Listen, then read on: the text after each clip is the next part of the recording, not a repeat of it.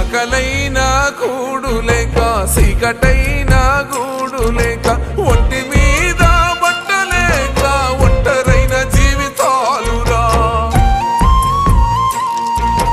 బతుకు మీద ఆశ లేక రే పగలు సోయిలేక దారి తెన్ను కానరాక సంసరించు రెండు కాళ్ళురా అమ్మ ఎవ్వరు